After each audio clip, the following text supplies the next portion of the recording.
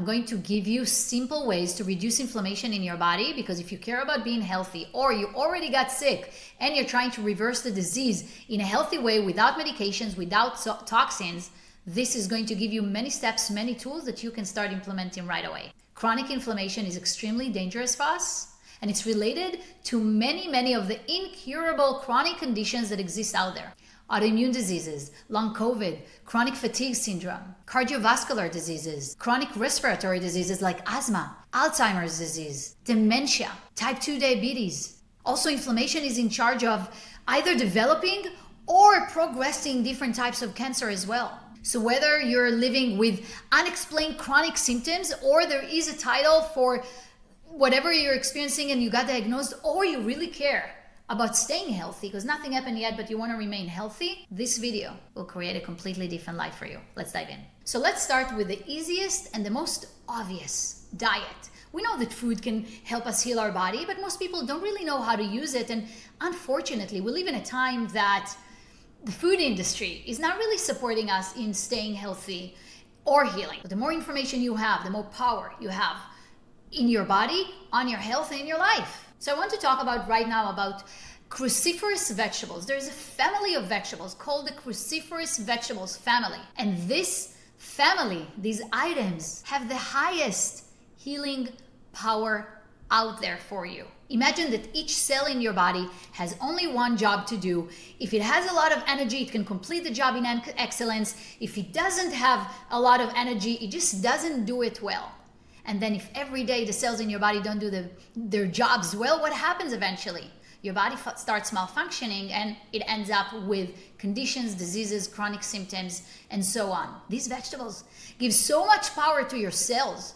Not only it helps in reducing inflammation, but they help in promoting cellular repair. So the damage that has already happened because you lived by now in a certain way, or ate unhealthy, or toxins, or for whatever reason, it helps the cells heal themselves, repair the damage. So when I talk about the family, what I'm talking about is cauliflower and broccoli and cabbage, bok choy, arugula, kale, Brussels sprouts. You can write it in Google, open it up, all of them will open up. It doesn't matter if you eat just some of this family or the whole variety. The same work, the same job will be done in your body. So how do you want to eat them? Any process that we do is taken away from the original value that exists in that item. And when I mean process, I mean cooking or boiling or freezing or anything like that. So the best way for you is to eat them raw. You can put them in salads. You can dip them in guac or tahini or different things that you like. You can make smoothies with them. Aim to 8 to 10 cups a day of those fresh, raw, and let the magic happen in your body. Now, by the way, if you're not used to eating raw food, if most of your food is processed or cooked, it might feel uncomfortable to eat a lot of that because it takes from your body more energy to process these vegetables, these items I mentioned. So if it's really difficult for you, if you have digestive issues and you get very uncomfortable and bloated or whatever, just take the digestive enzymes if you want, or you can start with steaming them. Steaming is still a process and it takes some of the value from the vegetables, but not as much as other ones. Start with steaming, and then slowly, when the body is getting used to it, you can start eating more and more raw. Number 2, let's talk about water.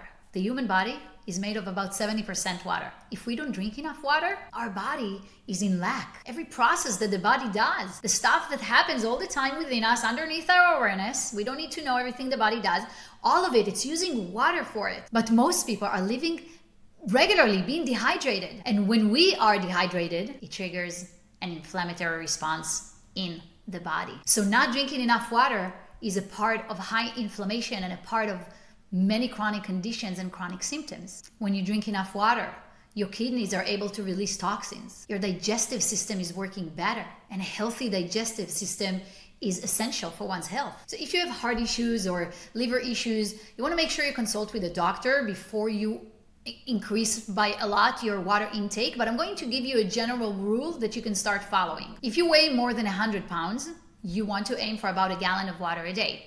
If you weigh less than 100 pounds, aim for 1 ounce of water for every pound that you weigh. And of course, aim for quality water and avoid drinking in plastic bottles because the toxins are getting into your water and then you're drinking them and taking all of that in. And you don't want toxins in your body, right? We're focusing on healing here. Number 3, sweeteners. Sugar, high fructose corn syrup, artificial sweeteners. All of those are very addictive and very dangerous for your body, and they're extremely inflammatory. Not just inflammatory, they're actually, sugar is feeding cancer cells. Cancer, the disease everybody is so afraid of.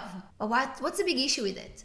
Sugar is almost in everything that is out there to consume these days. Almost every product that you buy off the shelf has either sugar or a different, very inflammatory sweetener. The problem with that is that it's extremely addictive. So getting off it, really teach the body to be okay to live without it, means getting used to it, going through almost a detox. It's not almost, it's a detox. Now, for you to really reduce inflammation in your body, what you need to do is become so aware of what you consume. You want to start really reading into labels, and don't just look for sugar, because the other stuff like high fructose corn syrup costs a lot less. So manufacturers are using that to artificially sweeten foods. They're using that to sell more, but you get to be responsible for your own health. I'm challenging you right now after this video, go open your cabinets in the kitchen and check the ingredients of the products that you usually buy, usually consume, you and your family, and you'll be surprised how much of it you need to throw out. Number 4, let's talk about inflammatory oils. Unfortunately, the oils that most people consume, the most common oils out there, are very, very inflammatory. What happens in the body when you have high inflammation, chronic inflammation that comes along with all of these conditions that I talked about at the beginning, you have in your body higher rate of omega-6 fatty acid and lower of omega-3 fatty acids. And if you want to start reducing inflammation, we want to shift this ratio. We want to increase omega-3 fatty acids, and we want to reduce omega-6 fatty acids. And most oils out there are very, very high in omega-6 fatty acids. So not only you want to make sure in your home you're using the right ingredients, the right oils, and really throw to the trash all the bad ones, and I'll share with you what they are in a moment, but also when you go to restaurants, think about it. It's their business. They're trying to save money, and they're using cheap ingredients often, because most people are not aware of this. But if you're here, you really care about your health, I know it. So oils that are high in omega-6 fatty acids are those who you want to avoid the most. Canola oil, soybean oil, corn, sunflower. Take a look yourself what's high in omega-6 fatty acids, if there are other ones I didn't mention, and avoid them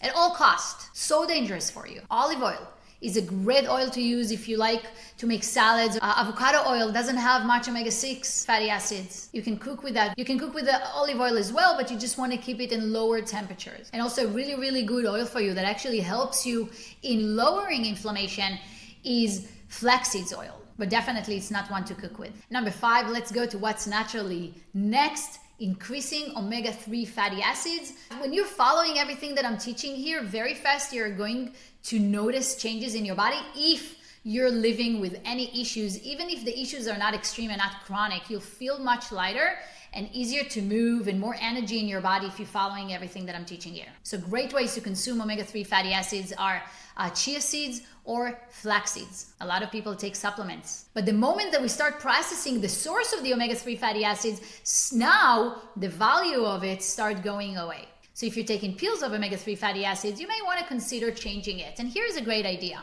Either go with chia seeds or with flax seeds. Chia seeds you can have in different ways. Chia pudding, put in your smoothies, put in your salads. I put it in my water, lemon water, and drink in the morning, first thing in the morning. If you take flax seeds, just make sure that you grind them right before you eat them. Don't buy them already in a powder. Grind them right before you eat them. Why? Because I just said, again, it's losing its value the moment that you grind them. So make it, consume it. Make it, consume it. This one is so very important for your overall health, for your mental health, for your happiness. And unfortunately, with the way that we started living in most countries, most places in the world, it's really not supporting us in living in this optimal health. And what I'm talking about right now is our sleep. And I'm not just talking about sleeping, because in a way we all sleep. I'm talking about quality sleep. So first of all, you get to know that your body does a lot of things that you're not aware of. It does a lot of things to keep you healthy, to take care of you. And it doesn't need you to teach it anything. It knows what to do. This is wisdom that your body has. But the thing is, if it doesn't have the energy, the tools, the capacity to do what it's designed to do, it's not going to do it. It's not going to complete it in excellence. Now, when is the body doing the highest amount of healing, restoring, repairing damage, taking care of itself? When you are asleep. And the more quality sleep you get, the more healing your body does. So first of all, let's talk about how much sleep we need to get. A lot of people that are go-getters, entrepreneurs, CEOs, people that want to live big and do all of those things are aiming for like 4 or 5 hours, and they say it's enough for me. It's maybe enough for you right now. You're feeling that way because you have energy and you're excited and you're motivated, but for your body, it's definitely not enough. And at some point, this can take a toll on us. What you want to be aiming for is 7 to 9 hours every night. Now, here's the thing. We are all kind of trained into being busy and taking care of people and doing things all day long. And then our downtime becomes so late when we're just watching TV or scrolling on social media and checking out. This is our downtime, relaxing time. But that is actually harming our sleep. Light. So light from your screens, any types of screens, white light in your home, around your home, all of it is actually preventing or slowing down the release of melatonin in your brain. The more melatonin is being released in your brain before you go to sleep, which starts around sunset time, the better you're going to sleep, the more quality sleep you're going to have, and the more healing is going to be done in your body. The highest amount of melatonin is being released around 9:30 p.m. So here's what you can do. About an hour every day before you're going to bed, which preferably is going to be like I'm sleeping by 10, because at 9:30 most of the melatonin is being released, and that's going to lead you to the best sleep, like I said.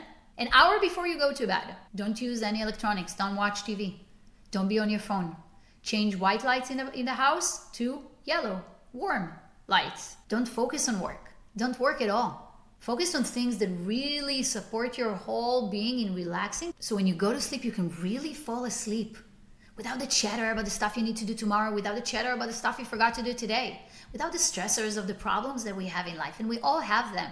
But if you design for yourself a routine that supports you in relaxing, maybe a breathing routine, you'll be surprised how much easier it is for you to fall asleep earlier without the things you needed until now in order to sleep, and how much more energized and rejuvenated you wake up in the morning and ready to tackle the day. Last, I want to talk about anxiety and fear of the future. I know that a lot of people do not understand the connection, but what is happening in your mind greatly, massively impact your body. Mind-body connection, we know about the connection, but most people don't really know how to impact the body in a conscious way by using their mind. So let's first talk about what's happening. Whatever your mind is thinking of, even the unconscious thoughts that are just running there, the ones you don't want to have, your brain is so brilliant, it doesn't have the ability to know that what you're thinking of is just your thought right now, just something you're afraid that will happen, just something that you want to actually avoid. The moment that you think about it and create a little reality in your own mind, maybe with sounds, maybe with visuals, maybe with just thoughts and emotions, the fear of what you want to avoid, your brain is thinking this is your reality right now.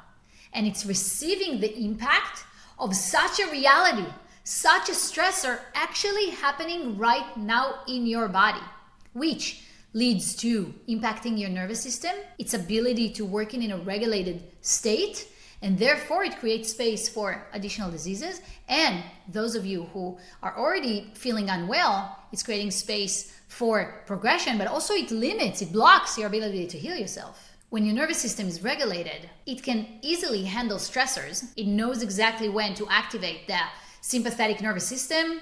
It puts different systems in the body on hold. It gives all the power it needs, all the energy that's required to the stressor for the body to overcome it. And when it's done, the parasympathetic nervous system is being activated and the body comes back to rest and digest, to take care of itself. And it has this beautiful, natural, easy dance of moving between one to another when it's needed. But when we live with anxiety and when we live with chronic stress, and when we're constantly so afraid of the future, and the fear of the future obviously comes a lot for people that already got diagnosed with a disease that is considered to be chronic, the doctors say there's no cure for, but actually just following what I shared with you in this video can make the disease go away in many ways, or at least initiate a healing journey for you. Even if you're not sick or nothing is wrong in your body right now, think about the life we live in, social media. how much we're being pushed to have more, to achieve more, to be more. We're constantly thinking about the things we want to have. But what will happen in my life if I end up not having it?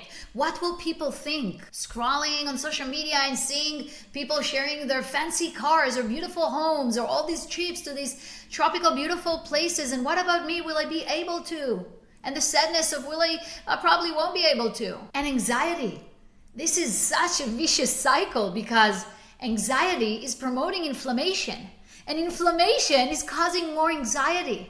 Yes, your brain is getting inflamed too with your diet and the different things that we addressed in this video, as well as what I'm talking about right now. Your mind, in fact, is in charge of 95% of your whole body, your biology, your life. And anxiety is often triggered by fear, triggered by past experiences, and it's often also coming with a lot of chronic conditions. And a lot of people think, well, I heard it's a symptom, so that's just what it is, anxiety and depression. So let's talk about what you can do, start doing right now with yourself, completely free, to start reducing it. Anxiety, depression, the fear of the future, all of it, the nervous system being activated regularly into fight or flight, all of it is related to you not feeling safe within you.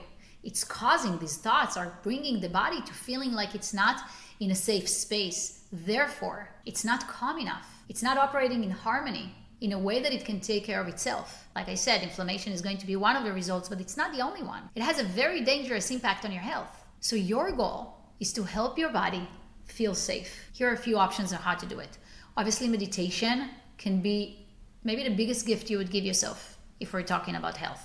Overall health, not just reducing inflammation, but also breathing techniques. Pause a few times a day, whatever you're doing, 5 minutes, and just take breaths, slow breaths in and out, and let yourself feel how grounded and calm you're feeling. Bring the state that you wish to experience intentionally into your body. Another way to achieve that state is by closing your eyes, disconnecting from your reality outside of you, and telling yourself that you're safe. And then keep repeating these words. Keep repeating these words until you truly feel it in your body. And another great way to achieve it as well is to also close your eyes, bring memories of moments that you remember really well, where you were experiencing a lot of happiness or gratitude or any high elevated emotions.